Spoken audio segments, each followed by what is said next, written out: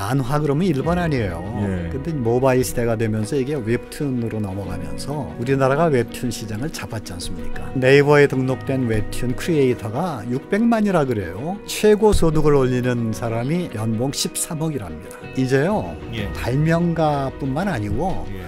소위 크리에이터라고 부르는 사람들이 이제 도처에 생기고 있어요. 아니 유튜브도 크리에이터잖아요. 예. 이런 사람들이 하는 활동이 잘 보호가 돼야 이제 우리나라 살 일이 생긴다.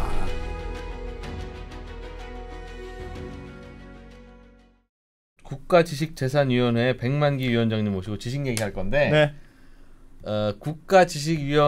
국가지식재산위원회에서 나왔다고 하니까 에이 오늘도 재미없는 거나 보네 또. 아이 언더스탠딩 나 그냥 지금 잠깐 먹으러 갔다 올 거야. 네. 아닙니다. 말씀드리는데 진짜 후회한다니까 여러분. 의외로 재밌을 겁니다. 어떤 의외로. 마음인지 아는데 오늘은 좀 달라요. 이게 기대는데 이게 좀 재미없을 것 같다고 생각하는 건 그렇죠. 있을 수 그럴 있는데 것 같은데 의외로 재밌을 에이, 겁니다. 언더스탠딩입니다 여러분. 네. 자 모셔보죠. 백만기 위원장님 어서 오세요. 안녕하세요. 네. 반갑습니다. 안녕하세요. 3프로 정말 열심히 보고 있습니다. 네. 감사합니다. 감사합니다. 국가지식재산위원회. 국가지식재산위원회. 잘 모릅니다 저희가. 좀 어렵죠. 예. 지식재산에 관한 국가위원회가 2011년도에 만들어졌거든요. 예.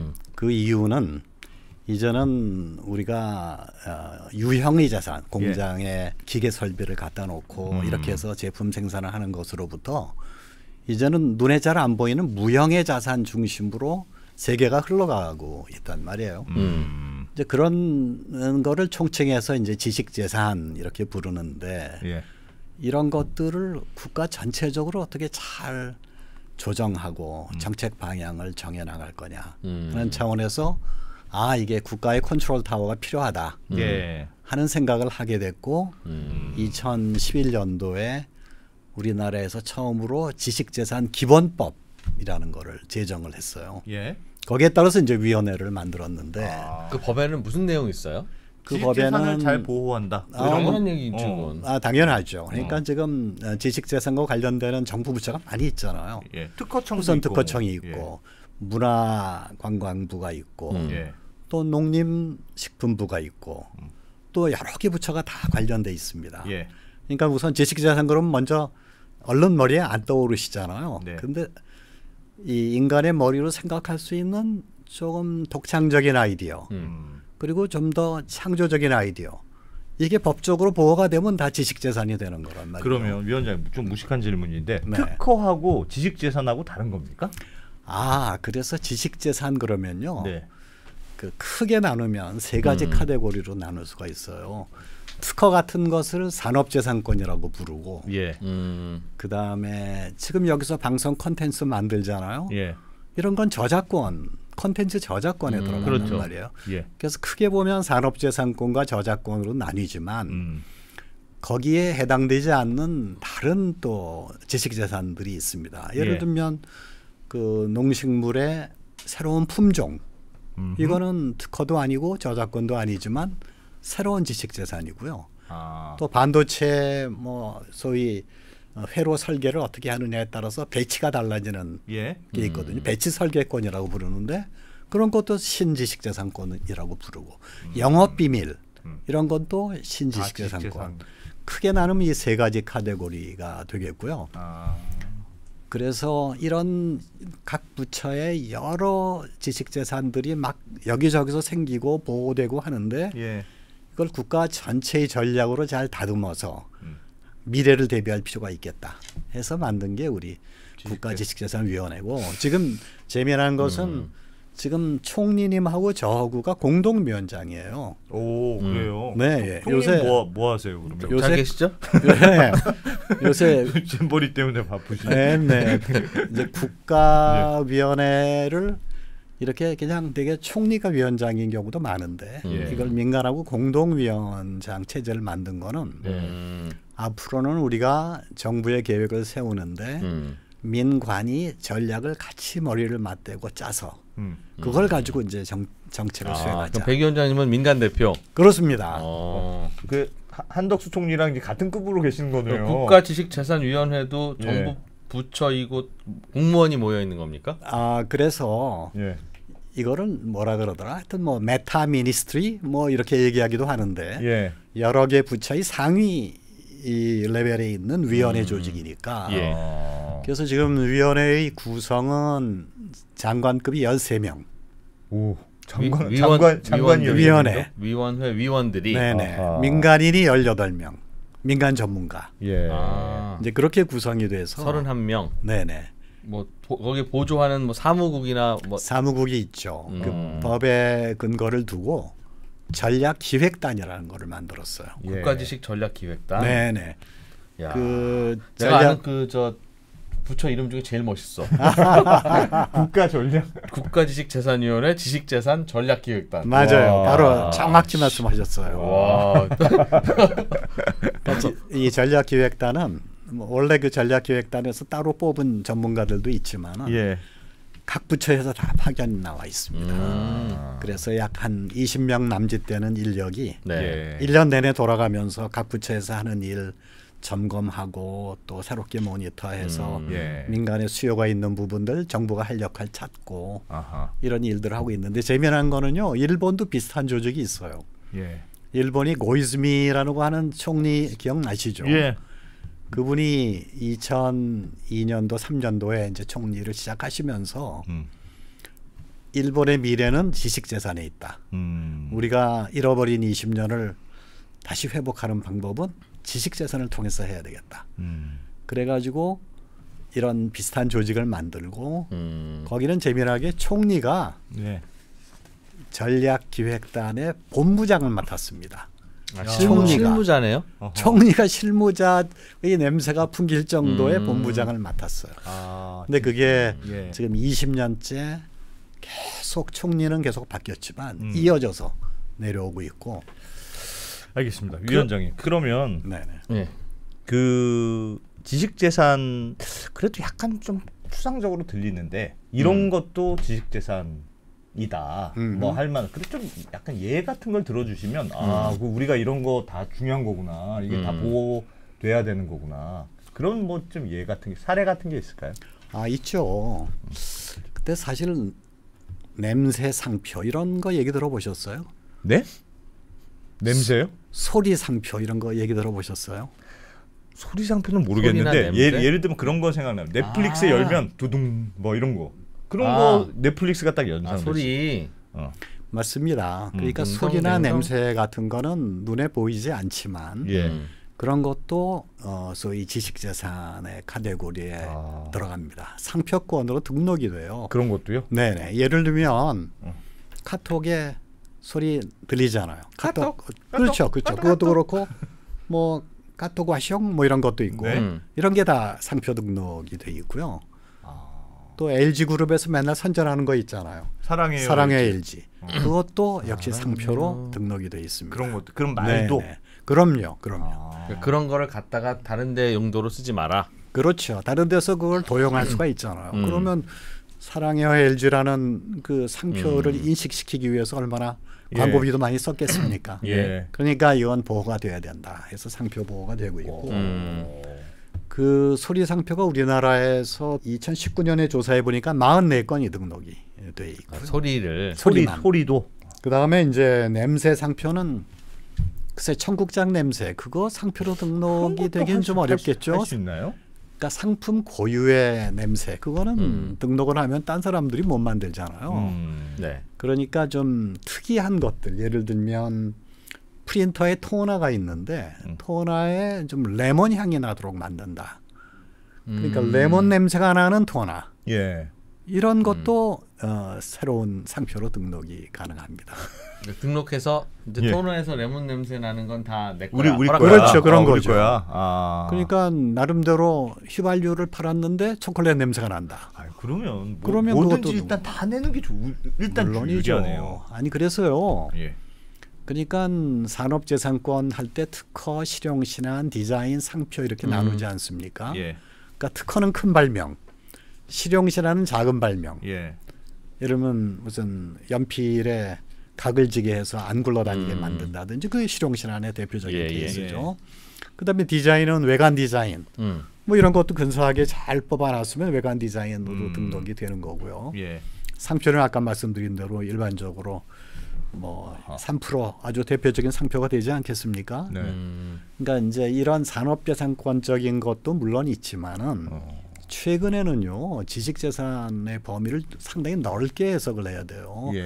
뭐 K-팝, K-드라마, 이 K-칼처는 뭐 완전히 그 소위 콘텐츠 분야의 저작권에 속하지 않겠습니까? 저는 그 작년에 참 즐겨봤던 프로 중에 하나가 그 댄싱 크루라고 하는 것들의 경연이 있었어요. 댄싱 크루. 네, 그런 거 보셨어요? 춤추는 겁니까? 맞아요. 스트리트맨 파이터 그런 프로 보신 적이 없으시죠? 그런 거 좀 보셔야 젊은 세대하고 호흡이 됩니다. 스트리트맨 파이터에 이제 소위 댄싱 크루라고 하는 아이들이 이제 나와서 경연을 벌이는데 제가 그걸 보고 깜짝 놀랐어요. 이야, 우리나라가 이제 드디어 콘텐츠 분야에 석권을 시작했구나. 너무너무 창의적인 춤들이 많이 나오는 거예요. 그것도 다 저작권으로 우리들이 보호받을 수가 있고 어떤 공연을 한다든지 이러면 그것 자체가 하나의 저작권이 되는 거죠. 예를 들면 그건 어디다 등록합니까? 뭐 그런 거 특허예요? 원래 저작권은요. 그 등록을 해야만 권리가 발생되는 건 아니에요. 창작과 동시에 권리가 발생이 돼요. 그러나 만일 딴 사람하고 좀 싸워야 되겠다. 그러면 이제 저작권위원회에 등록을 합니다. 예를 들면 춤이면 춤 동작을 그렇죠. 뭐 영상이나 문서화해서 영상 자체를 사후적으로 좀 많이 싸우겠네요. 그러면 처음부터 내가 이제 딱 찜해놓고 요거는 못하는 거야. 이런 등록은 안 했지만 나중에 싸움이 벌어져서 이제 등록을 해놓고 싸우는 경우들도 있고요. 그 아주 대표적으로 아기상어 그 노래 들어보셨어요? 네. 아기상어 노래 아이들 클 때 그 아기상어 노래를 들으실 기회가 되나요? 저 많이 들어봤습니다. 저는 우리 손주들하고 놀 때 아기상어 뭐 맨날 듣거든요. 수천 번 들었는데 그 아기상어의 저작권 이거 어마어마한 거예요. 핑크퐁 캠페인이라는 회사가 만든 거죠. 네, 만든 거죠. 근데 맨 처음에 그거를 세계적으로 아주 굉장히 많이 보급을 했더니 미국에서 이거 원저작권은 내가 갖고 있어라고 또 주장하는 사람이 나타나가지고 많이 싸웠는데 핑크퐁 캠페인의 시장 가치가 1조 원을 넘었다는 거 아니에요 지금. 그러니까 이제 기업도요. 특허나 저작권을 많이 갖고 있는 회사의 기업 가치가 어마어마하게 올라갑니다. 예를 들면 애플 컴퓨터, 애플이라는 회사 있잖아요. 애플이 자기 공장이 있습니까? 공장 없죠. 항상 중국에다가 맡기거나 요새는 이제 중국에 문제가 있으니까 인도로 공장을 이전한다 이런 얘기를 하는데 그러면 애플의 지금 늘 시장 가치, 주식 가치를 연구하시면서 그럼 애플의 가치의 원천이 뭐냐라고 생각했을 때 브랜드와 지식 가치겠죠. 그게 무형자산이에요. 전부 지식 가치예요. 그래서 그 가치를 90% 이상으로 봅니다. 그런데 그거는 알아서 이제 오늘 예를 들어준 게 다 이제 민간이 알아서 열심히 활동하다 보면 그런 것도 생기고 지식 가치가 생기고 그거 잘 보호할 수 있도록 이제 특허나 실용신안이나 이것도 제도도 만들어 놨잖아요. 그럼 각자 알아서 잘 지키고 열심히 개발하세요 하면 되지. 나라에서 해주는 일이 뭡니까? 그래서 각 부처에서 다 모아서 국가지식재산위원회를 만들어서 그거를 무슨 일을 주로 하게 돼요? 어떤 이슈가 있어서 이건 나라에서 뭔가 좀 심판을 봐줘야 될 일이네 내지는 제도를 만들어야 될 일이네 하는 이슈가 뭐가 있습니까? 그러니까 이제 특허나 저작권이라는 게 일종의 제도지 않습니까? 그 제도는 기본적으로 혁신적인 활동을 보호해주기 위한 제도란 말이에요. 근데 그 제도만 단순히 있다 그래서 한 나라의 혁신 시스템이 돌아가지는 않아요. 예를 들면 특허권이 좋은 게 하나 있는데 그걸 예를 들면 은행에 가서 이걸 담보로 인정받아 가지고 대출을 받아서 사업을 한다든지 이런 거는 소위 생태계 자체가 이루어져야 되는 거거든요. 예. 그러니까 우리 위원회는 여러 부처에 걸쳐 있는 여러 가지 그 지식자산 관련된 기능들 서로 좀 엮어주고 그리고 부족한 부분이 있으면 전략적 차원에서 조금 보완해 줄 수 있도록 예. 그걸 대안을 제시하고 뭐 이런 것들을 저희들이 주로 하는데 예. 뭐 단적인 예를 들어서 인공지능의 시대가 됐다. 네. 근데 인공지능의 결과물로 나온 발명, 저작물 창작물은 이거는 누구 거냐? 이건 누구 거지? 권리를 어떻게 우리가 앞으로 인정을 해줘야 돼? 공부는 어차피 그냥 떠돌아다니는 걸로 그렇습니다. 공부했는데. 예를 들면 이제 그런 AI 시대의 법적, 제도적 문제 이런 예. 것들을 이제 국가지재위에서 좀 종합적으로 볼 수밖에 없는 것이 예. 제도 만드는 거. 네네 그게 특허청에도 관련이 있고 문화부에도 관련이 있어요. 아. 특허청에서는 이걸 발명의 관점에서 특허법으로 보호받고 싶겠죠. 예. 근데 특허법에 의하면 인간이 아니면 특허를 발명의 받을 주체가 수가 될수 없어요. 없죠. 예. 네. 또 저작권으로 보호를 해주려고 봤더니 그것도 마찬가지예요. 예. 인간이 아닌 사람이 저작권자가 저작권자가 될 될 수 수가 없다. 없어요. 그러면 이거를 앞으로 어떻게 할 거냐. 야, 그 고민거리네. 새로운 법률 체계를 만들어서 그러면 그런 컨텐츠를 만들어내는 AI 기계를 발명한 사람. 예. 뭐 예를 들면 그런 사람한테 기여분을 인정해 준다든지 이런 여러 가지 새로운 이슈들이 나오기 때문에 네이버 클로바 인공지능이 한 거면 네이버가 또 가져가고 그렇게. 그러니까 이제 그런 뭐 어떤 AI 알고리즘을 또 새롭게 짜가지고 그 알고리즘 때문에 새로운 컨텐츠가 만들어질 수 있을 텐데 네. 그럼 그 알고리즘을 개발한 사람한테 소위 인센티브를 줘야 되지 않겠느냐. 그런 논의가 지금 되고 있어요. 아주 활발하게 논의가 아직 구체적으로 룰이 되고 만들어지지는 있고요. 않고. 국제기구 차원에서도 이런 논의들이 활발하게 되고 있고 예. 특히 뭐 미국이나 유럽에서 계속 새로운 판례들이 나오면서 예. 기존 법으로는 역시 보호하는 데 한계가 있다 하는 것이 예. 계속 확인되고 있습니다. 야, 재밌는 주제네요. 아 그럼요. 또 AI. 국가지식재산위원회가 하는 일. 예. 뭐 또 예를 들면 사람들이 지식 재산을 어떤- 열심히 어떤 이슈가 있어요? 만들게 하려고 한다. 또 재미난 이슈 한번 말씀드리면 예. 향토 지식 재산이라는 게 있어요. 향토 지식 재산이요? 네네.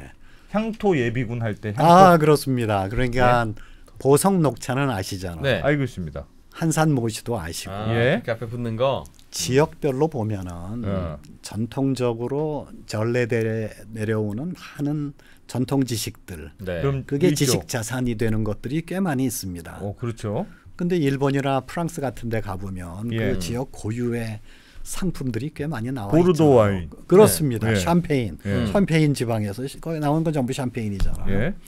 일본도 그런 게 꽤 많거든요. 근데 우리나라도 여태까지 뭐 소위 지리적 표시라 그래가지고 그렇게 지정해서 등록받은 데들은 좀 있는데 네.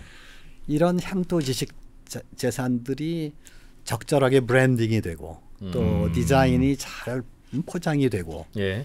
이렇게 되면은 수출 산업화 하는데 훨씬 더 도움이 관광 상품으로 되고 괜찮고. 예. 관광 상품도 되고 지금 쇠락해가는 지방의 그 소위 새로운 활성화 프로그램으로도 그 되고 되겠죠. 그럴 수 있는데. 그래서 향토 지식 재산이라고 하는 걸 어떻게 소위 4차 산업혁명 시대에 이거를 만들어 나갈 거냐. 왜 4차 산업혁명 시대라고 말씀드리냐면 이게 이제 여기저기 많은 농가에서 그런 일을 하다 보면 데이터들이 쌓이잖아요. 예. 그 데이터들을 잘 모아서 좀 더 상품을 좀 더 표준적으로 잘 만들 수 있는 아 그게 다 요 집에서 만들건 요 집에서 그럼요. 만들건 같은 영광굴미면 다 비슷한 맛이 나야 그럼 되니까. 안성탕면 뭐 매일 마셔도 똑같지 않습니까? 매일 끓여 먹어도. 맞아요. 그렇게 돼야 되니까. 그런 식으로 이제 소위 AI와 빅데이터의 시대에 향토 지식 재산을 새롭게 활성화하자. 그거를 사실은 각자 해야 되는데 농민들이 혹은 그 지역에서. 네네. 근데 이제 그게 아무래도 소위 플랫폼 역할을 한다 그럴까? 중심이 되는 역할을 정부와 지역에 있는 대학이나 연구소가 같이 힘을 합쳐줘요. 그런 것 좀 해주세요. 대학 교수님 이거 하시고. 아 그럼요. 그런 일들을 좀 하기 위해서 저희들이 지난 6월달에는 전주에서 향토 지식자산 포럼을 한번 했고요. 전주 비빔밥. 아 거기 전주가 정말 그런 향토 지식자산이 많은 곳이에요. 그다음에 이번 9월 달에는 울산에서 예. 향토 지식재산 포럼을 아니 또 합니다. 그런 예를 들면 전주 비빔밥이다. 그럼 비빔밥이니까 레시피잖아요. 레시피. 그러니까 똑같이 서울 비빔밥이나 똑같이. 레시피도 무슨 지식재산권입니까? 아, 그거 참 좋은 질문이네요. 예. 그러니까 요리에 대한 비법, 레시피 이거는 왜 특허로 어떻게 보호가 안 될까? 아니면 저작권으로 보호가 안 될까 하는 예. 의문들을 많이들 가져왔거든요. 예. 근데 재미난 거는 프랑스는 정말 요리의 천국 아닙니까? 네. 프랑스에는 그런 창작품을 이거 우리나라가 보호하지 않으면 안 된다. 그래가지고 지금 그거를 별도의 창작품으로 인정해서 보호하자는 법안이 올라가 있다 그래요. 요리 레시피를. 네네. 근데 내가 개발한 레시피. 네네. 근데 우리나라는 현재 그 요리 레시피를 저작권으로 좀 등록하고 싶다. 뭐 그런 시도들도 있었는데 그건 예. 잘 안 되고. 단속이 안 되지. 그런 것들이 뭔가 애로가 생기면 가서 풀어주고. 그럼 국가지식재산위원회는 그냥 일을 찾아서 해야 되네요. 그러니까 아무것도 안 하려면 안 할 수 있네요. 각 부처가 그냥 알아서 하게 놔두면 되죠. 예. 그러면 뭐 중구난방으로 가겠죠. 아. 그러나 그거를 적절하게 조율을 해서 가져가는 게 필요한데 예. 그래서 일본도 보니까 이제 총리가 1년에 한 번씩 딱 지식재산에 관련된 지침을 연도 계획으로 내놓더라고요. 우리나라의 경우도 이제 국가지재위에서 금년 3월 달에 총리님을 모시고 그렇게 예. 회의를 해서 금년도에 할 일들을 쭉 발표하고 그렇게 했었죠. 그래 알겠습니다. 야 재밌네요. 중요한 요즘 들어서 이게 말씀 들어보니까 지식재산이 중요하다는 건 알겠습니다. 그냥 얼핏 들어도 알 것 같은데 요즘 더 중요해진 이유가 있습니까? 있죠. 네. 사실은 우리나라가 여태까지 성장해온 원동력이 뭐였을까요? 사실은 열심히 일하는 거죠. 우리는 역시 그냥. 인재잖아, 인재. 근데 그 인재들이 1960년대부터 시작해서 그냥 잘 살아보자. 뭐 그러면서부터 시작한 거 아닙니까? 예. 그런데 문제는 우리나라가 소위 first mover는 아니었잖아요. 열심히 따라가는 예. 팔로워였지. 그러니까 팔로워 시대에는 우리의 인적 자본이라고 하는 게 모방을 잘 할 수 있는 사람. 그러니까 소위 제조업에 있어서 좀 특화된 예. 그런 교육 시스템에서 다들 이렇게 자라온 셈인데 눈치와 센스를 중시하는. 그럼요. 그런 척하면 척. 따지지 말고. 진짜 넌 눈치 진짜 없어. 그런 혼나고. 인적 자본을 가지고 예. 이제 성장을 해왔는데 예. 결국 요체는 뭐냐? 이제는 기술 혁신과 지식의 축적 이걸 통해서 경제 성장을 할 수밖에 없다. 예. 그런 얘기거든요. 그러니까 이제는 과거에 모방형 인재 중심이었다면 이제는 창의성이 있는 인재들이 우리의 가장 중요한 인적 자본이 돼야 되는 거예요. 그거는 뭐 그렇죠. 근데 말로 한다고 그게 됩니까? 그게? 교육 개혁이 예. 당연히 필요하죠. 예. 전 교육 개혁이 대전제인데, 근데 문제는 제도적인 기반도 또 굉장히 중요합니다. 네. 지식재산 제도가 바로 가장 중요한 제도적인 기반이에요. 예. 그래서 결국은 앞으로의 우리의 생존은 어떻게 혁신을 하느냐에 달려 있는데 네. 발전의 원동력은 이제 혁신인데 예. 혁신을 보호하는 거는 지식재산이에요. 예. 아주 간단하게 그렇게 정리가 되고. 지식재산을 잘 보호해주면 알아서 열심히 만들 것이다. 그렇습니다. 이게 돈이 되니까. 그렇습니다. 그럼 우리 PD들 이거 영상 찍어서 뭐 20만 부 이상 나오면 그 얼마 다음부터는 준다. 회사랑 반땡이다. 그러면 막 미친 듯이 뭐 만들겠지. 그럴 겁니다. 근데 그거 안 하니까 그냥 토요일에 왜 해요? 뭐 이러고 있지. 웹툰 생각해 보세요. 예. 만화 그러면 일본 아니에요. 예. 근데 모바일 시대가 되면서 이게 웹툰으로 넘어가면서 우리나라가 웹툰 시장을 잡았지 않습니까? 예. 그 네이버에 등록된 웹툰 크리에이터가 600만이라 그래요. 근데 최고 소득을 올리는 사람이 연봉 13억이랍니다. 이제요. 예. 발명가뿐만 아니고 예. 소위 크리에이터라고 부르는 사람들이 이제 도처에 생기고 있어요. 아니 유튜브도 크리에이터잖아요. 네. 그죠? 웹툰도 그렇고 네, 아까 네. 말씀드린 댄싱 크루들도 크리에이터들이란 말이에요. 이런 사람들이 하는 활동이 잘 보호가 돼야 이제 우리나라 살 길이 생긴다. 이렇게 보호가 안 보는 됐으면 그 웹툰도 다 그냥 베껴서 여기저기 다 올리고 뭐 그죠. 그랬을까요? 그럼요. 그 모택동 사후에 예. 등소평이 집권을 하면서 제일 먼저 한 일 중에 하나가 그거예요. 아 가만히 보니까 우리가 특허 제도가 없으니까 예. 이게 인센티브가 작동이 안 된다. 아. 그래가지고 1983년도에 특허 제도를 처음으로 만들었습니다. 예. 중국이. 아. 근데 지금은 중국이 얼마나 특허 출원이 활발한지 예. 전 세계 5대 IP5 특허 강국에 예. 한국과 맞아요. 중국이 들어가요. 특허 출원 양으로는 중국이 굉장히 많을 겁니다. 거기는 뭐 외국인들도 엄청나게 출원을 많이 하고 또 14억 인구가 만들어내는 아이디어라는 게 얼마나 크겠어요. 그래서 짝퉁을 많이 만들어낸다고 뭐 초창기에는 많은 뭐 얘기들도 들었지만은 지금은 가장 활발하게 출원을 많이 하는 나라가 된 거죠. 알겠습니다. 위원장님, 근데 뭐 제가 듣기로는 요즘 전쟁도 막 있고 이렇잖아요. 러시아에서 이제 우크라이나 전쟁도 일어나는데 전쟁이 일어나면 그 말씀하셨던 특허 보호 이런 거는 말짱 싸그리. 꽝이다. 난 이 지금 이판사판인데 내가 지금 특허 그거 보호해주게 생겼니? 막 뺏겨. 뭐 그런다면서요. 그러면 약간 그게 우리만 보호한다고 되는 게 아니고 일종의 국제적인 약속이 돼야 되는 걸 텐데. 그러니까 우리는 예를 들면 웹툰을 뭐 우리는 잘 보호해줘. 우리나라 국민이 하면 경찰이 출동하면 되는데 네. 러시아 애들이 뺏겼어. 그렇지. 러시아가 똑같이. 그럼 어떻게 할 겁니까? 러시아 우리가 총도 갈 수도 없고.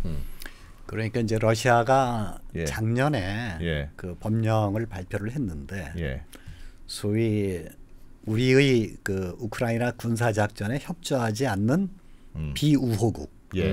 그리고 국제적으로 소위 자기네들에 대한 제재에 협력하고 있는 나라 예. 이건 다 비우호국이다. 비우호국의 지식 재산은 우리가 마음대로 쓴다. 이렇게 돼 버렸어요. 지금 이 시간부터 그때 2022년부터 발표할 때 네. 전쟁한 네, 이후에. 네, 네. 근데 그 여기 보시면은 예. 러시아 국적의 예. 알렉시 세르게비치 자브레예프라는 예. 사람이 야 전쟁 중에 그냥 막 출원을 해버렸어요. 자기 이름으로 예, 아디다스, 버버리, 뭐 에르메스 전부 다 이걸 내버렸습니까? 이게 원래 다 야. 전형 상표로 다 등록이 돼 있는 진짜 것들이죠. 대단하다. 러시아에서는 저 상표 내가 그냥 쓰고 쓰겠다. 남은 못 써 심지어. 그럼요. 그러니까 전쟁 중에는 사유 부지런하다. 열심히 산다 정말. 이름이 알렉시. 왜 근데 나이키는 왜 안 하는 거야? 아디다스만 하고. 와. 근데 사유재산을 이제 예. 인정을 안 하겠다는 거죠. 원래 음. 이 특허 제도라고 하는 것은 사유재산권을 인정하는 거잖아요. 그래서 중국하고 소련 시절에 네. 이런 제도가 없었던 거예요. 아하. 사유재산권을 인정을 안 하니까 사람들이 뭐 열심히 발명할 필요도 없고 보호도 못 받고 그때는 유일하게 준다는 게 뭐였냐면 소련에서 발명자증을 하나 줘요.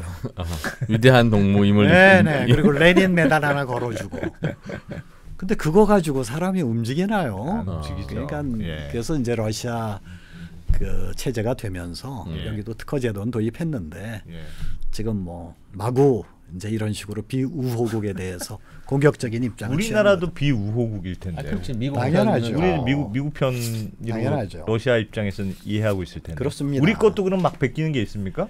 여기 보시면은 예.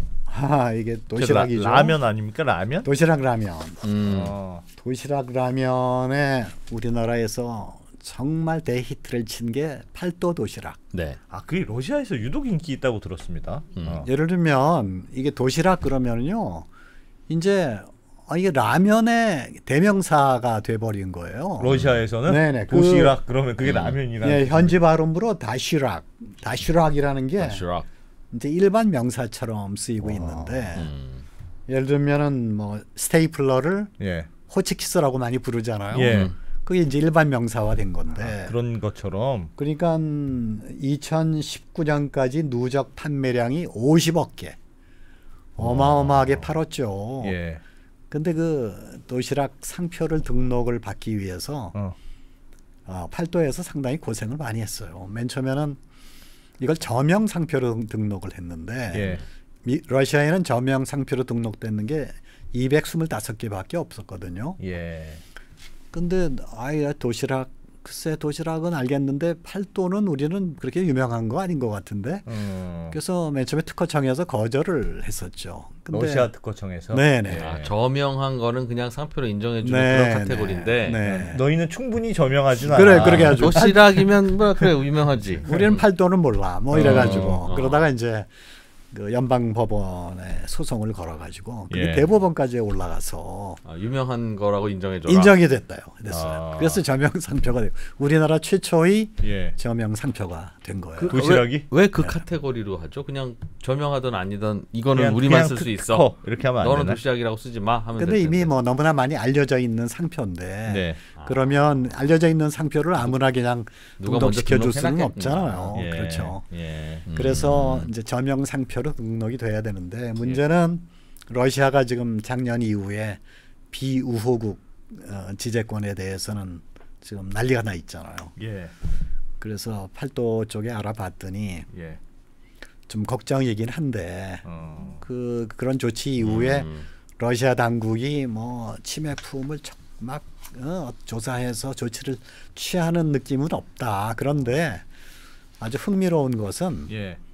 그 팔도 도시락 라면이 너무나 유명해지고 전쟁통이고 하다 예. 보니까 가격을 20-30% 올렸는데도 음. 지금 엄청나게 잘 팔린대요. 오. 그래서 좀 아이러니컬한 얘기이긴 합니다만 예. 그러니까 도시락이라고 하는 걸 처음에 저 러시아에 갖다 팔 때는 러시아에 무슨 특허 등록을 한다든가 뭐 브랜드를 한다든가 이런 생각은 안 했을 텐데 예. 금방 유명해지니까 도시락이라고 하는 게 러시아에서 일반 명사가 됐다. 그럼요. 마치 소세지 뭐 이런 것처럼. 맞아요.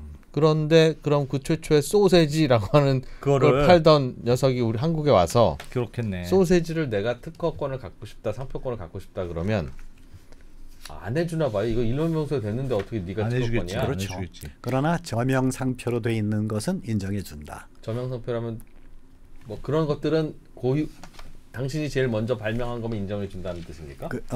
그러니까 예를 들면 우리나라에서도 옛날에 1980년도에 피에르가르땡이라는 상표를 네. 한국 사람이 먼저 신청을 한 케이스가 있었어요. 예. 외국에 이미 있는 브랜드인데. 피에르가르땡 유명한 예, 상표잖아요. 예. 근데 뭐 그 당시에 그 상표의 넥타이를 쓰는 사람이 우리나라에 얼마나 많이 있었겠습니까? 예, 그러나 예. 너무너무 유명한 상표죠. 그래서 프랑스 대사관에서 굉장히 항의가 많았어요. 왜 그런 상표를 너희가 가져가면 어떻게 하느냐.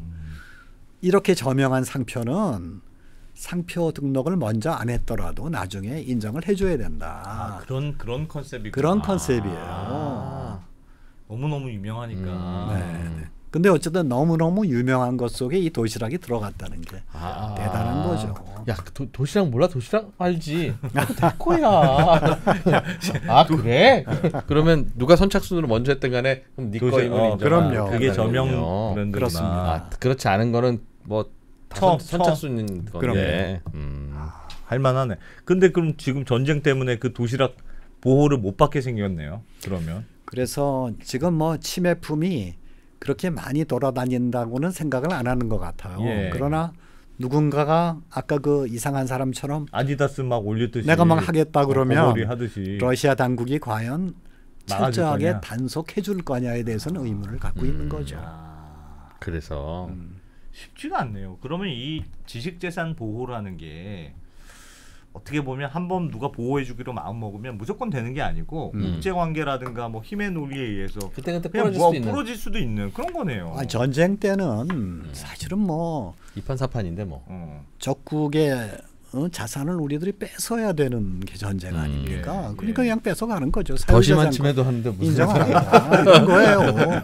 네, 생명도 뺐는데 무슨 특허권을 뺏지 말라고 그러느냐라는. 엉망이 되는구나. 우리 세상에. 지난번에 코로나 백신, 코로나 네. 치료제 같은 거 막 네. 선진국에서 만든다고 할 때 만들어서 우리한테 싸게 팔아. 예. 안 그러면 우리 그냥 카피해서 만들 거야. 우리도 죽을 수는 없잖아. 그렇지. 그러면서 그렇게 극단적이 되면 와르르 무너지더군요. 그러니까 세계 대전이 일어날 때마다 그런 일이 있었죠. 예. 그 1차 세계 대전의 패전도 독일이 했고 예.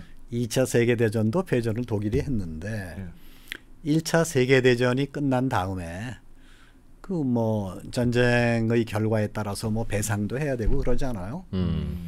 그때 베르사유 협약이라는 걸 맺었는데 미국이 소위 적국에 해당되는 나라의 특허를 4,000건을 가져갔어요. 미국이 그렇게 가져갔었어요? 네네.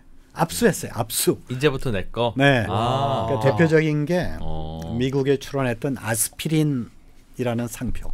아스피린을 상표. 미국이 가져갔습니까? 상표. 그러니까 원래는 독일에서 만든 네, 약이고 그럼요. 독일 약이 있고 독일 브랜드인데 그렇죠. 독일이 결국 배상금으로 다 그거를 이제 준 거예요? 주게 된 거예요. 아, 브랜드를 배상금으로 냈다. 네네. 미국, 프랑스, 영국, 러시아에 모두 다 아스피린 상표는 양도를 했고 예. 또 그 독일이 뭐 여러 가지 제약사들이 그때 유명한 데가 많았는데 그 중에 한 제약사는 그 진통제 관련되는 그 기술을 쭉 개발하고 전쟁 때 임상 실험하기가 너무 좋잖아요. 네, 그렇지. 그래서 그게 이제 특허가 완성이 됐는데 그걸 메타톤 특허라고 하던데 이제 그 특허도 당연히 압수됐죠. 그래서 없어졌고.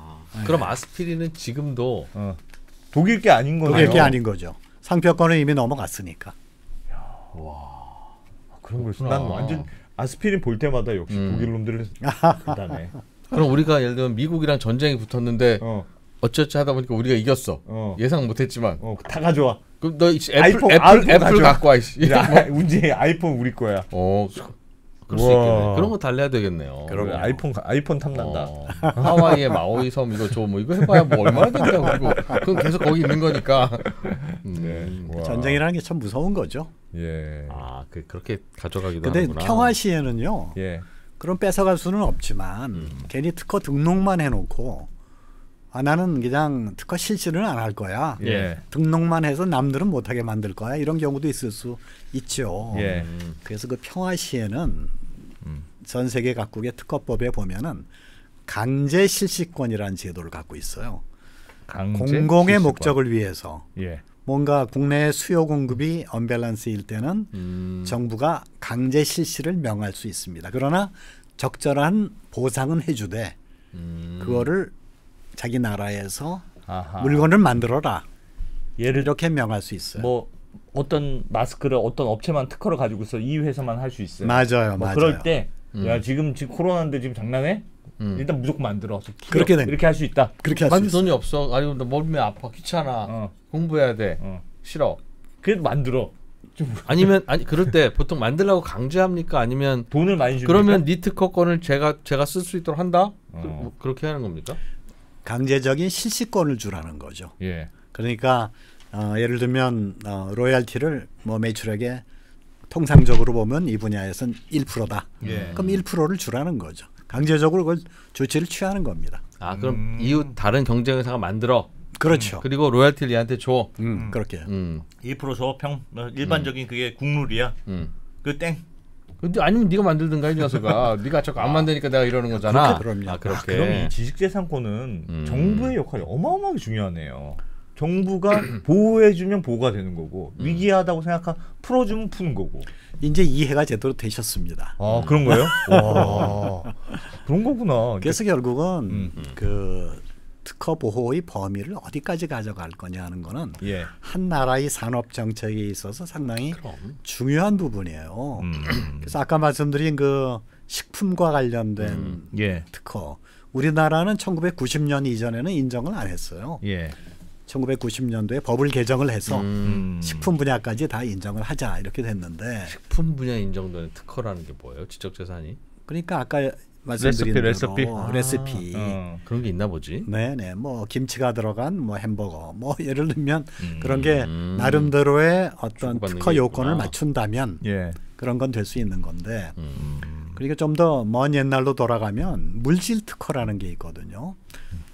우리나라가 미국하고 통상 협상을 해가지고 1988년도부터 물질 특허라는 걸 인정을 했어요. 그게 뭐냐? 무슨 약을 하나 만들잖아요. 약을 만들면 우리나라가 과거에는 약 그 자체에 대한 특허를 인정 안 했습니다. 왜냐하면 그렇게 되면 우리나라의 그 공중보건 차원에서 혹시 문제가 생길지도 모르겠다. 그러니까 우리는 물질 특허는 인정 안 하고 그 대신 상품. 방법 특허만 인정하겠다. 프로세스 특허. 아. 그러니까 여러 가지 방법으로 만들 수 예, 있잖아요. 예, 예. 근데 만일 한국의 제약업체가 미국의 바이엘이 유럽의 바이엘이 아닌 예. 한국의 다른 제약회사가 새로운 프로세스로 똑같은 물질을 만들었다. 예. 근데 약효는 똑같다. 예. 근데 옛날에는 그 인정을 못 물질 특허를 받았군요. 인정을 못 받았기 때문에 프로세스 특허만 있어도 특허권을 행사할 수가 있었는데 예. 우회하면 또 특허권이 맡기겠네요. 그죠? 그렇죠. 그런데 이제 물질 특허를 인정해 주니까 어떤 방법으로 만들더라도 똑같은 물질이 나오면 이제 안 그건 돼. 특허의 저촉이 돼. 아. 그 제도를 1988년도에 처음으로 만들었죠. 아하. 그러니까 그게 이제 점점 우리나라 산업이 발전되면서 예. 점점 특허 보호의 범위를 넓혀가고 있는 거예요. 아. 그러다 이제 급기야는 1999년도에 미국이 시작했는데 예. 비즈니스 모델 특허. 비즈니스 모델도 특허가 될 수 있는 거예요. 예를 들면요. 예를 들면 그 1999년도에 미국 대법원에서 최초로 나온 판례가 예. 그 미국에서 뮤추얼 펀드라고 하는 것을 운영을 하는데 예. 그게 나름대로 여러 가지 창의적인 아이디어가 들어갔다. 그래서 그게 스테이트 스트리트 뱅크라고 하는 데서 그거를 만들었는데 그걸 맨 처음에는 이런 게 무슨 특허야 하다가 예. 연방 대법원까지 올라가 가지고 아니야 이거는 충분히 특허 가치가 있어. 상품 자체가 특허야. 그럼요. 요거 머리에서 생각하는 거 되게 어려운 것 같아. 그럼요. 그래서 특허 요건이 원래 기본적으로 이 새로운 것이어야 되고 예. 또 반짝하는 진보성이 있어야 되고 예. 산업상 이용성이 있어야 되거든요. 근데 뭐 산업상 이용성은 당연히 있겠죠. 그것도. 그다음에 어쨌든 새로운 거니까 신규성은 있고 그다음에 진보성이라는 게 항상 독창성 예. 수준을 얘기하는 건데 그거를 과연 어느 정도까지 인정해줘야 비즈니스 모델을 특허로 인정해주지 하는데 논란이 많았는데 아하. 1999년도에 처음으로 이제 그 비즈니스 모델 특허가 인정이 되면서 전 세계적으로 인터넷을 가지고 하는 비즈니스 모델 특허가 어마어마하게 많이 생겼죠. 그러면 있습니다. 코카콜라 레시피를 제가 어찌어찌해서 우연히 발견했어. 개발을 했어요. 예. 똑같아 코카콜라하고. 그럼 코카콜라가 저한테 소송 걸 거 아닙니까? 아니 근데 815 콜라라는 게 있었잖아요. 예. 그게 코카콜라하고 맛이 똑같지는 않더라고요. 예, 많이 다르더군요. 콜라냐 아니냐 논란까지도 있습니다. 네, 맞아요. 그러니까 예. 이게 100% 카피를 했으면 분명히 카피를 한 원천이 있을 거 아니에요. 예. 무슨 종업원한테 얘기를 들었든지 예. 회사의 기밀 정보를 빼왔든지 그런 게 전혀 입증이 안 되면 영업 비밀을 훔쳐갔다고 누가 얘기할 수가 없죠. 그렇겠죠. 네. 근데 맛은 이상하게 똑같네. 그렇지. 뭐 이렇게 되는 거죠. 그런 상황이구나. 그래서 영업 비밀 보호 제도가 예. 중요하고 기업에서는 자기네들이 갖고 있는 영업 비밀을 어떻게 하면 잘 보관 간수하느냐 이게 예. 굉장히 중요해요. 근데 예를 들면 컴퓨터 프로그램 이건 예. 굉장히 프로그램 요새 길이가 길어지는데 그런 것들은 뭐 일반적으로는 저작권으로 또 네. 보호를 받거든요. 근데 저작권 보호를 받는다고 하더라도 누가 소스 코드를 그냥 훔쳐간다든지 예. 그럴 수가 있기 때문에 그런 것도 영업 비밀로 보호하기 위한 여러 가지 장치들이 있어서 특허청 산하에 영업 비밀 보호 센터가 있어요. 예. 그래서 영업 비밀을 적절하게 코드화해 가지고 그거를 거기다 보관해 두면 나중에 똑같은 놈이 왔을 때 그 코드를 비교해 봐서 100% 일치한다. 그럼 영업 비밀을 침해했다고 입증을 할 수가 있으니까. 어떻게 똑같냐 이 친구야 그럼요. 그런 식으로. 아니 코드를 만들어서 딱 집어넣어 놨는데 100% 똑같다 그러면 카피죠. 그렇지 않겠어요? 사후적으로라도 그러니까 빼낸 게 검증이 안 돼. 안 되더라도. 입증이 안 안 되더라도 결과가 똑같으면 그럼요. 물질 특허 하는 거랑 똑같은 거네요. 그렇죠. 그러면. 해시코드 방식으로 그거를 보관을 하도록 하고 있습니다. 콜라 맛이 똑같은 거는 어떻게 만들었을 수 있으니까 네가 훔쳐갔다는 증거를 네. 뺏긴 네가 찾아와인데 그런 건데. 코드가 똑같으면 야 이건 인간적으로 그렇게 본다는. 야 그렇구나. 음. 그렇지. 음악 저작권도 결과적으로 똑같으면 나 아니야. 그치, 난 항상 논란이지. 난 피아노로 진짜 내 한 거야. 라도 음. 결과적으로 비슷하면 비슷한 거죠. 아 그러네. 그건 거꾸로 보니까 그러네. 결과적으로 비슷한 거면 너도 모르게 어디서 들어가지고 한 걸 거야. 그렇게 보는 거죠. 그러니까 몇 퍼센트를 카피하느냐 예. 이런 게 또 중요하잖아요. 그래서 그 판례들이 많이 나와 있어요. 특히 소프트웨어 같은 경우에 한 70%는 카피한 것 같은데 한 20%는 좀 다르네. 그럼 예. 이걸 저작권 침해라고 봐야 돼, 안 봐야 돼? 아하. 이럴 수 있잖아요. 네. 그 저작권의 기본적인 원리는 아이디어를 보호하는 게 아니라 표현을 보호하는 거거든요. 발명은 아이디어를 보호하는 제도에 가깝고 그래서 소설도 이 기본적인 구성은 비슷한데 뭐 대화 내용이 조금 다르고 뭐 약간만 다르게 했다. 네. 그럼 그거 도대체 저작권 위반이냐 아니냐 이런 게 이제 항상 법정에 올라가죠. 늘 애매하구나. 그러면 나라마다 그거를 엄격하게 보든가 아니면 침해했을 때 벌금이 세다든가 혹은 로열티가 다른 나라는 뭐 1%만 주는데 우리나라는 무조건 10%야라든가 뭐 그렇게 그 나라마다 그 편차가 있습니까? 그 결국은 뭐 다 법원에서 해결을 할 문제인데 예. 많이 논란이 되고 있는 게 이제 표준 특허라는 거예요. 예. 그러니까 휴대폰을 만들 때 예. 예를 들면 CDMA 방식의 휴대폰이다. 예. 그러면 꼭 써야 되는 표준 특허가 있을 거 아니겠어요? 예. 그런 것들은 그러면 몇 퍼센트를 받아야 되지? 음. 휴대폰 하나에 들어있는 특허가 10만 개씩 있는데 예. 이제 그런 고민들이 있죠. 그래서 초창기에는 뭐 특허가 하나 걸리기만 하면 무슨 1%를 내니 2%를 내니 했는데 그런 표준 특허 같은 경우에는 좀 전 세계적으로 어느 정도의 그 요율을 정하는 게 좋지 않겠냐. 우리가 표준으로 정했으니까 표준이 된 거니까 네, 원천 기술이 너는 욕심 부리지 마. 너무 네. 그거 다 받아가기 시작하면 이제 너무 많은 돈을 내야 된다. 그럼 뭐 매출액 전체를 다 내야 되죠. 예를 들면. 네. 그렇죠. 그렇게도 관리를 해주. 그러니까 진짜로 정책으로 관리를 해주는군요. 그때 상황을 보고. 그리고 민간에서 자연스럽게 예. 그 특허 풀이라고 하는 걸 만들어요. 예. 패턴트 풀. 그래서 우리 이번에 그 CDMA 관련되는 특허는 표준 특허는 다 일로 모으자. 그래서 이걸 다 모아가지고 이걸 패키지로 예. 이걸 한 5%의 로열티로 하자. 그냥 편하게 쭉 쓰고 네. 그냥 얼마 그냥 내. 그리고 이렇게 우리 협상하는 나눠 거군요. 갖자. 이제 그런 패턴트 풀이라고 하는 게 여기저기서 많이 또 생기고 있어요. 자기들끼리도. 네. 알겠습니다. 우리나라는 이런 지식재산 제도 같은 게 잘 돼 있는 나라로 봐야 됩니까? 아니면 좀 부족한 나라로 봐야 됩니까? 솔직히 솔직히 국가지식재산위원회 위원장이라고 생각하지 마시고 아니 우리나라가 좀 특허 5대 강국인 거는 아세요? 뭐 어떤 인덱스로요? 어떤 기준으로 고대예요? 많은 거? 전 세계에서 예. IP5라고 하는 조직이 있어요. 예.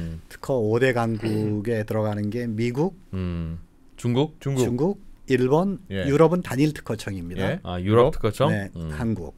그다음에 한국이에요? 네네. 그래요? 근데 한국이 네 번째로 출원이 많아요. 예. 그런데 왜 IP5냐?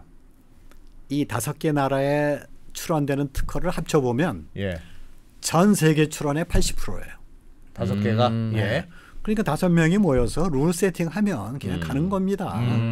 그런 의미에서 우리가 뭐 G7이 어떻고 G20이 어떻고 뭐 얘기하지만 2007년도부터 우리는 IP5에 들어왔어요.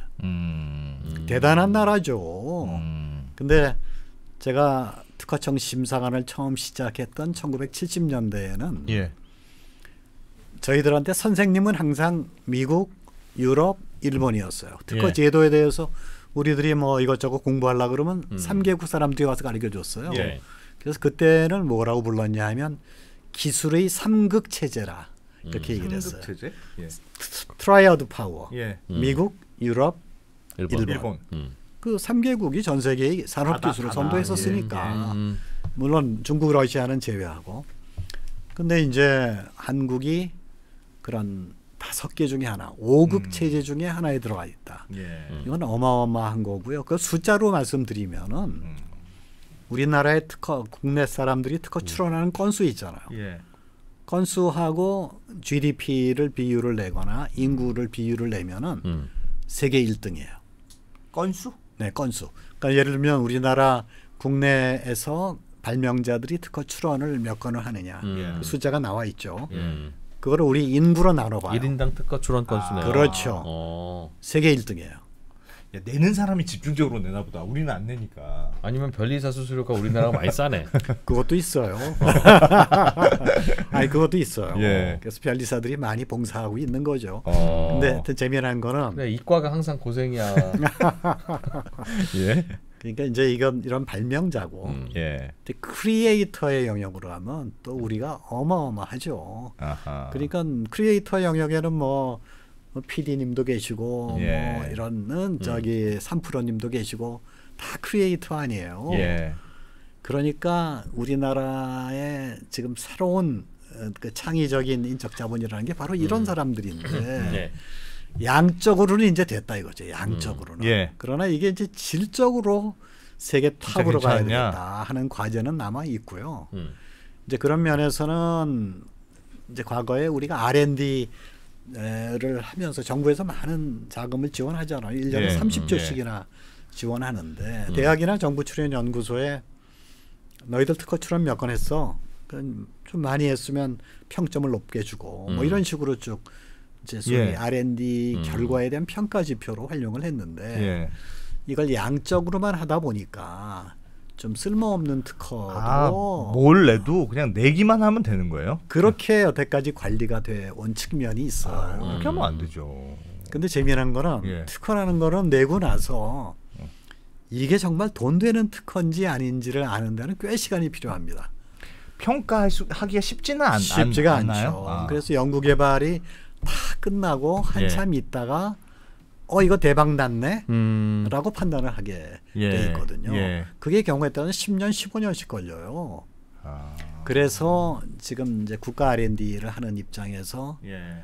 물론 연구개발 방향을 정하기 위해서는 특허 빅데이터를 잘 분석을 해야 되죠. 예. 그거는 머스트인데 그러나 연구 결과에 대한 평가 차원에서 이거를 특허 출원의 양으로 평가하는 거는 문제가 있다. 이거는 오히려 과정에 대한 평가 정도. 그렇죠. 과정 그 연구개발 과정에 얼마나 출원을 많이 했냐. 그 과정에서는 제대로 스무스하게 했네 하는 정도는 맞아. 판단할 수가 있겠죠. 우리 애들한테 영어 단어를 외우라고 하니까 아빠 10번씩 썼어. 그거 다 외웠다는 거야. 근데 물어보면 하나도 몰라. 10번은 분명 썼는데. 그 아주 비유가 기가 막히시네요. 그런 느낌이에요. 자기는 공부 다 했다 이거야. 난 10번이나 썼는데 더 이상 나보고 뭘 어쩌라는 거냐. 그 어떻게 해야 됩니까? 안 그래도 얼마 전에도 우리 저 대통령이 국가 R&D 자금 그거 예산도 카르텔이다 그거. 그것도. 근데 계속 그랬겠죠. 저도 뭐 꽤 오랫동안 종종 그런 얘기 들어왔어요. 그 눈먼 돈 많고 그 R&D 그래서 우리나라가 R&D 투자가 뭐 전 세계적으로 GDP 대비 하면 높은데 1등 1등 아니면 2등이에요. 투자로는. 근데 그게 효율적으로 투자되는 돈 아닌 것 같다. 그게 다 어디로 새는 겁니까? 그럼 뭐 전반적으로 어떤 문제가 있습니까? 우리나라에서 나눠먹기를 하는 건가? 글쎄요. R&D를 너무 그 기관별로 너무 그냥 골고루 나눠준 거 아니냐 이런 이제 평가들이 예산을 그런 평가들이 여러 있었어요. 부처에 여러 부처, 여러 기관, 여러 대학, 여러 연구소. 부처야 뭐 예산 내려왔으니까 뿌려주기 급급하겠죠. 글쎄요. 뭐 이제 그런 평가들이 있어서 이제야말로 선택과 집중이 필요하다. 좀 잘하는데. 그리고 우리가 국가 핵심 기술로 지정한 게 12개가 있잖아요. 반도체, 배터리, 디스플레이, 또 양자, 뭐 수소, 뭐 등등 12개, 바이오까지 12개가 있는데 그런데 좀 집중적으로 투입을 하고 기업에 이렇게 나눠주는 개념의 R&D 자금은 조금 더 줄이고 뭐 그런 식으로 좀 조정을 해야 되는데 문제는 대학이나 연구소 쪽에 많은 돈이 내려가지 않습니까? 그러면 우리나라의 대학이나 연구소에서 나오는 특허들이 많이 사업화로 연결된다든지 또는 돈이 된다든지 이제 이런 쪽으로 가려 그러면 좀 더 특허에 대한 관리 방식도 조금 더 선택과 집중이 돼야 된다.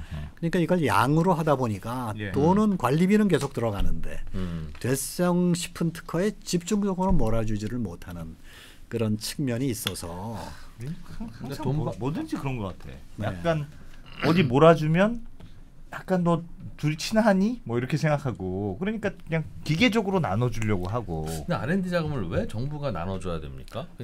그거는요. 각자 R&D 하고 필요하면 대출 받아서 쓰든가 아니면 모금을 해서 쓰든가 그렇게 하라고 해야 효과적으로 갈 텐데. 근데 거대 공공기술 예. 이 성격은 정부가 도와줘야죠. 왜냐하면 시장이 형성이 안 돼 있는 것들 있잖아요. SMR, 예. 차세대 원자력, 예. 소형 원자력 뭐 그런 거 지금 돈이 안 되니까 아무도 안 한단 말이에요. 예. 그런 건 예를 들면 정부가 해줘야 되지 않겠습니까? 소위 거대 공공기술 영역에 있는 건 정부가 확실히 해줘야 되죠. 예. 우주항공 분야 당연히 해줘야 되지 않겠습니까? 이런 분야 이외에 민간이 잘하고 있는 분야는 예. 리스크 테이킹을 하기 힘든 경우들이 많았기 때문에 예. 또 우리나라 기업들이 고만고만 할 때는 뭐 R&D 자금이 부족하니까 새로운 리스크 테이킹을 잘 안 하려고 그랬거든요. 근데 예를 들면 우리가 스마트폰 분야에서 이렇게 커졌지만 네. CDMA, TDMA 새로운 기술 개발을 하려고 했더니 예. 그 시점에 뭐 삼성이나 LG나 다른 기업들도 우리 R&D 자금이 그 정도 가지고는 소위 새로운 시장으로 진입이 어렵습니다. 예. 초창기에는 우리 정부가 컨소시엄을 만들어 가지고 우리가 R&D 자금의 상당 부분을 대줄 테니까 예. 도전을 해라. 이렇게 해서 이제 쭉 진행이 돼 왔었죠. 근데 이 프로님 말씀대로 이제 점차 이제는 민간과 경합이 될 수 있는 그런 R&D 프로젝트는 민간한테 맡기고 예. 민간이 하기 힘든 도전적인 과제 중심으로 정부가 해나가야 된다. 이렇게 생각을 하고 거기에 따라서 특허 관리도 선택과 집중을 해서 예. 한국에만 등록되면 한국밖에는 그 권리가 미치지 않잖아요. 예. 그러니까 적어도 5개 나라, 미국, 일본, 그다음에 중국, 유럽까지는 등록을 다 하고 예. 괜찮은 권리는 그걸 가지고 로열티를 받아야 되겠죠. 그런 식으로 이제 운영이 돼야 될 것 같아요. 근데 아까 말씀하신 대로 예. 항상 선택과 집중을 하면 볼멘 소리가 많이 나옵니다. 그래서 왜 쟤한테 몰아주냐? 그래. 그래서 그래. 참 한국에서는 그게 어려운 점이 우리는 그 있긴 불신이 있어요. 있어. 그러니까 사실은 만약에 무슨 특수한 관계로서 아니 뭐 돈 받고 줬다.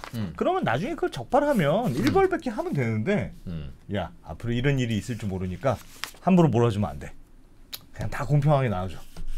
이런 식으로 주로 하는 것 같아요. 뭐든지. 맞아요.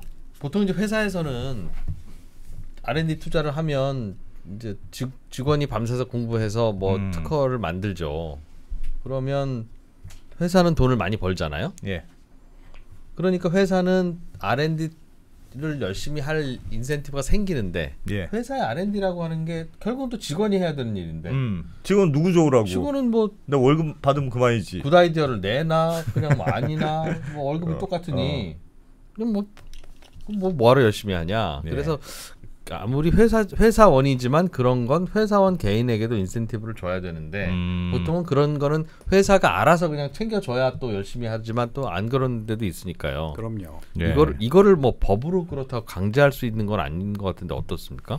그러니까 연구자가 이건 뭐 아무리 연구해봐야 생기는 건 없으니까 매일 로또나 사야 되겠다. 네. 이렇게 생각하면 안 되잖아요.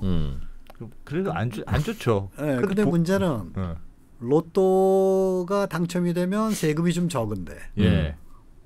회사에서 챙겨주는 보상금은 엄청나게 세금이 세거든요. 100번 얘기하지 않습니까? 로또는 33%. 회사에서 밤새서 일해서 월급 받으면 절반 떼가고. 네. 3억 5억 이렇게 받아가는 절반 떼가고. 그러니까요. 그러니까 이공계 대학을 가는 아이들이 예. 역시 의사야. 역시 의사가 돼야 되겠어.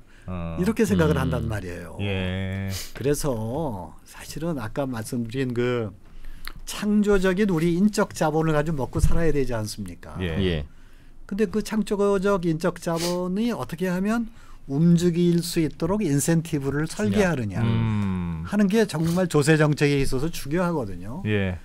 그러니까 이게 아무것도 아닌 것 같지만 직무 발명을 잘하면 이게 대박이 나는데 경우에 따라서는 10억씩 받는 사람도 있어요. 회사에서 네, 회사 네. 내부의 내규에 따라서 그게 실시가 됐을 때 대박이 나는 경우가 예. 있거든요. 네.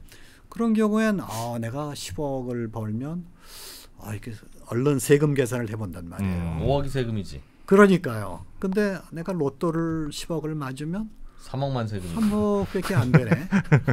그러니까 이거는 우리나라의 그 소위 혁신 시스템을 설계하는 데 있어 조세 정책에 있어서 잘못 설계되어 있다고 우리는 보는 거죠. 좀 이상하네요. 그러니까 로또보다야 세금을 좀 적게 내야죠. 그게 왜 그렇게 돼 있습니까? 그 예를 들면 특허를 내가 개발했어요. 직원인데 그게 뭐 회사원으로 했으니까 회사에서 뭔가를 줘야 될 텐데 그러면 그 보상금은 급여로 되는 포함해서. 거죠. 급여 상여금으로.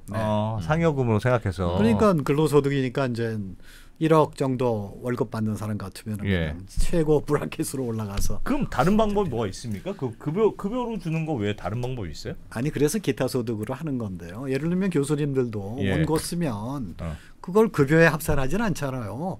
기타 소득을 합산하잖아요. 10억을 받으면 6억은 네가 그냥 그동안 애쓰면서 한 걸로 라면도 끓여먹고 다 네 돈으로 끓여먹지 그렇지, 않았겠니? 그렇지, 보약도 사 그렇지. 먹고. 그러니까 예. 6억은 그냥 비용으로 쓴 걸로 치고 4억을 벌었다고 생각하고 거기에 세금 매긴다? 거기서 네. 이제 거기서 30%. 종합소득세율을 매길 텐데. 그렇게. 그러니까 좀 이제 소위 의대 집중화 현상이라고 하는 사회적인 큰 문제 아닙니까? 예.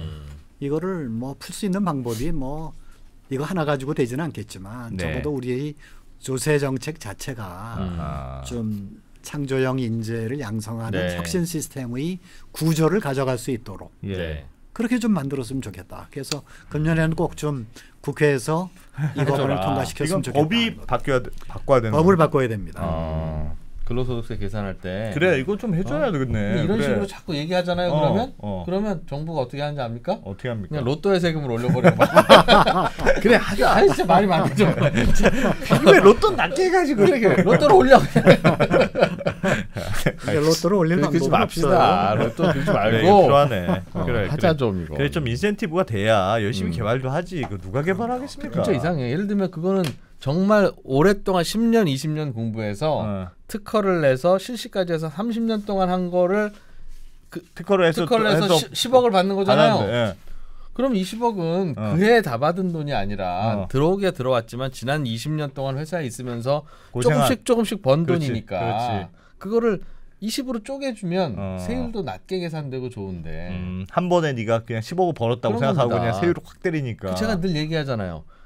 회사원은 1억씩 30년을 벌 거를 연예인은 한 번 떠서 30억 벌고 나머지는 나이 들면 아무도 안 씁니다. 예. 그럼 회사원이 번 30억이나 연예인이 번 30억이나 그 돈이 그 돈이잖아요. 예. 그런데 연예인은 그중에서 15억을 세금으로 뗀다고요. 한꺼번에 받았지 너 이놈아. 매년 너는 이렇게 벌 것 같다는 생각으로. 그래서 어쩔 수 없지. 매년 벌 수도 있으니까. 그러니까 30억을 연예인이 딱 받았으면 그 해에 15억을 세금 떼는 건 오케이. 근데 그 다음에 연예인이 쫄쫄 굶었잖아요. 그러면 나는 환급해줘, 15억 번 걸로 해서 세금 계산 다시 해. 10년 10년을 쫄쫄 굶잖아요. 그럼 3억 해서 이렇게 하면 다시 해. 환급해줘. 환급해 줘야지. 뭐 그럴듯하네. 그럴 듯한 게 아니라 제가 나쁜 겁니다 정부가. 알겠습니다. 그 알면서 쓱싹 해가지고. 알겠습니다. 자동차 주가는 무엇이 결정할까요? 테슬라, 포드, 현대자동차, 회사별 자동차 판매 추이를 확인해 보세요. 3프로TV 데이터 센터. 지식재산의 날 뭐 행사가 있다면서요? 그것도 좀 오신 김에 안내 한번 해주시죠. 네네. 1년에 한 번 있는 날인데 그렇죠. 그래도.